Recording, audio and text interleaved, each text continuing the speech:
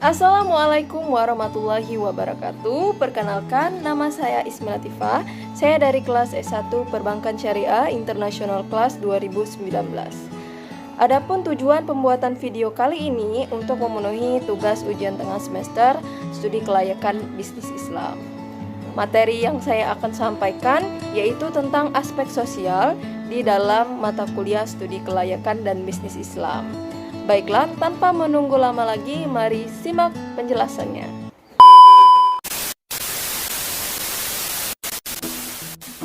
Sebelum masuk ke dalam materi aspek sosial, perlu kalian ketahui bahwa studi kelayakan itu sangat diperlukan oleh banyak kalangan, khususnya bagi para investor yang selaku pemrakasa, bank selaku pemberi kredit, dan pemerintah yang memberikan fasilitas tata peraturan hukum dan perundang-undangan.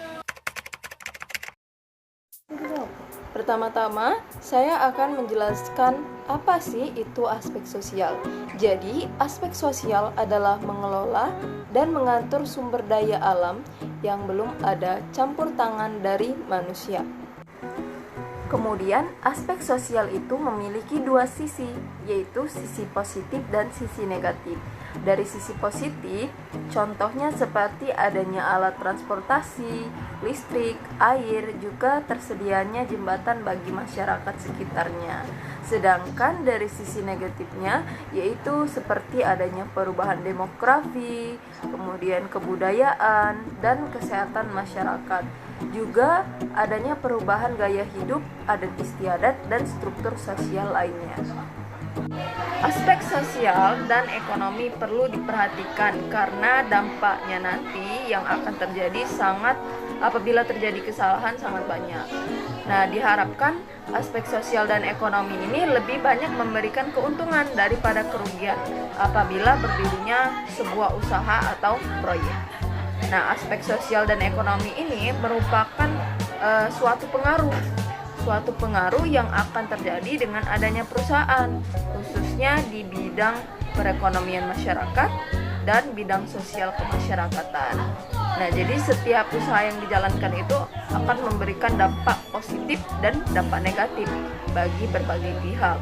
Bagi masyarakat, adanya investasi itu ditinjau dari aspek ekonomi yang memberikan peluang untuk meningkatkan pendapatan. Nah, sedangkan bagi pemerintah itu akan memberikan pemasukan. Pemasukannya yaitu berupa pendapatan, baik bagi pemerintah pusat maupun pemerintah daerah.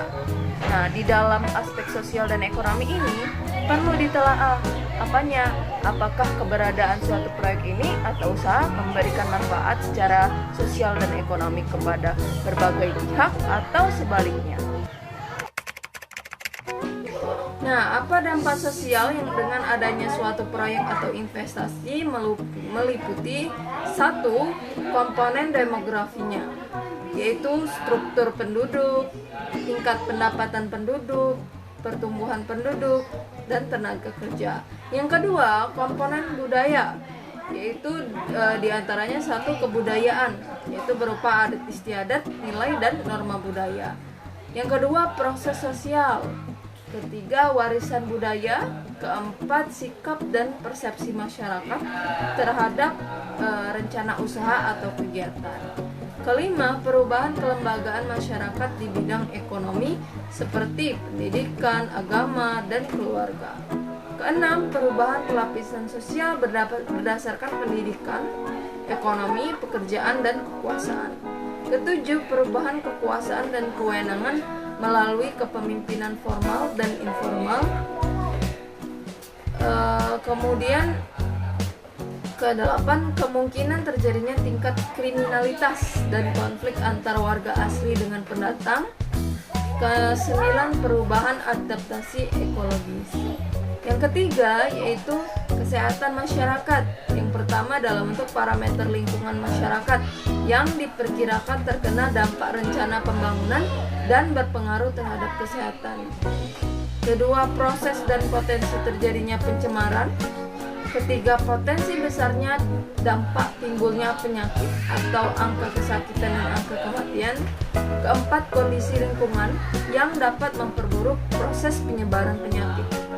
Kelima, perubahan sumber daya kesehatan masyarakat. Keenam, perubahan kondisi sanitasi lingkungan.